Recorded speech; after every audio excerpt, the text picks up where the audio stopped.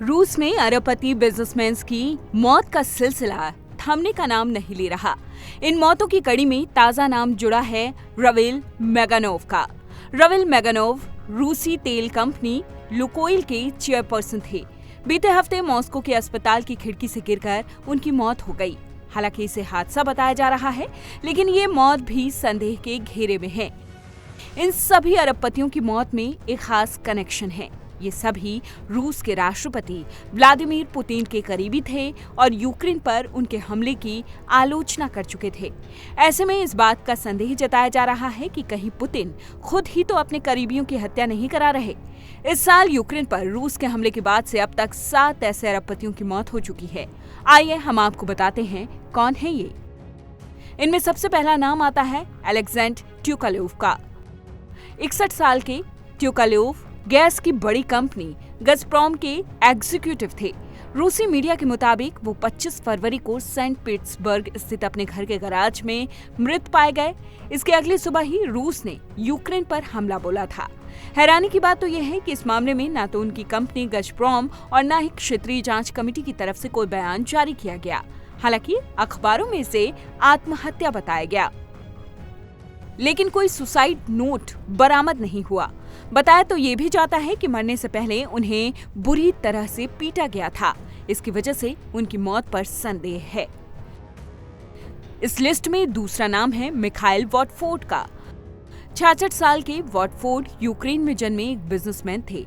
वो भी तेल और गैस से जुड़े बिजनेस में शामिल थे। स्थानीय मीडिया के मुताबिक 28 फरवरी को वो दक्षिणी पूर्व इंग्लैंड में अपने घर में मृत पाए गए।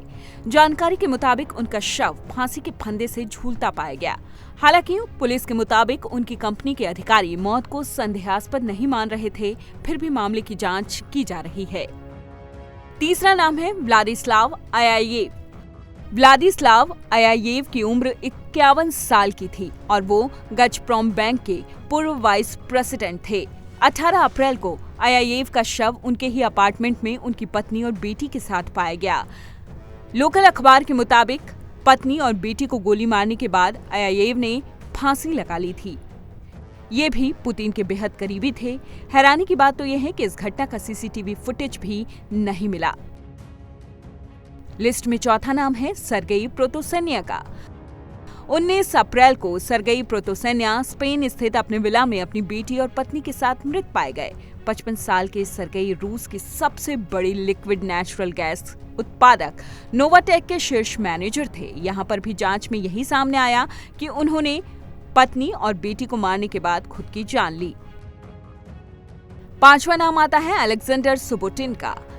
7 मई 2022 को रूसी तेल कंपनी लुकोइल के पूर्व महाप्रबंधक अलेक्जेंडर सुबोटिन की मौत एक तहखाने में हुई। मौत के बाद उनके शरीर में जहर मिला था। जांच में पता चला कि उन्हें जहर का इंजेक्शन दिया गया था। यही नहीं, मौत से पहले अलेक्जेंडर शराब और ड्रग्स के नशे में भी थे।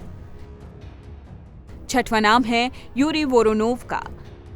वोरोनोव एक्स्ट्रा शिपिंग कंपनी के सीईओ और फाउंडर थे। उनकी कंपनी गज़प्रोम के लिए आर्कटिक कॉन्ट्रैक्ट्स पर काम करती थी।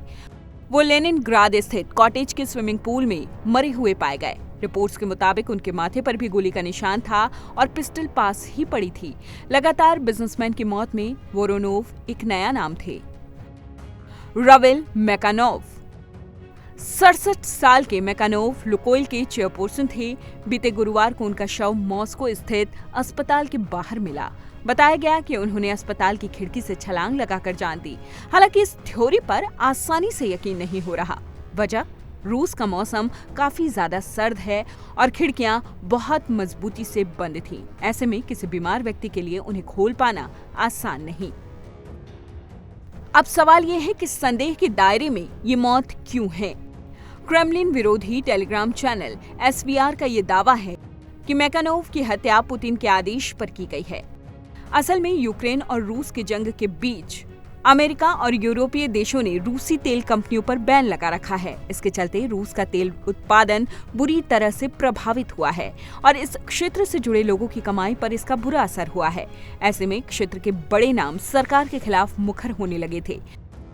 हैरानी की बात तो यह है कि इतने बड़े नाम, इनमें से कई पुतिन से सीधे तौर पर जुड़े थे। उनकी मौत के बाद भी कोई सरकारी बयान नहीं आया।